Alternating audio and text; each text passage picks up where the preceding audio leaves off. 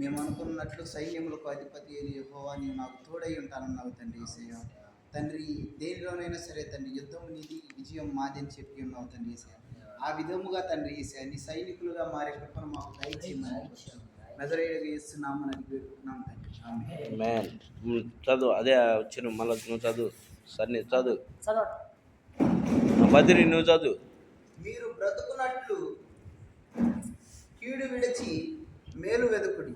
అలాగు చేసిన ఎడల మీరనుకుని చొప్పున దేవుడను సైన్యములకు అధిపతి యగు యెహోవా మీకు తోడుగా నుండును. నువ్వు చేయి ప్రార్థన ప్రేయర్ చేయి. నువ్వు చేయి ప్రేయర్ చేయి. దేవుడిని అడుగు. ఇదిగో దేవుడు నీకేం చూపిస్తాడు అది కూడా దాని మనోగ్రతంతో నువ్వు చేయి ప్రార్థన. బయటికి మాట్లాడలేను. ప్రార్థన చేయి, నీకు దేవుడు నీతో మాట్లాడే విధంగా.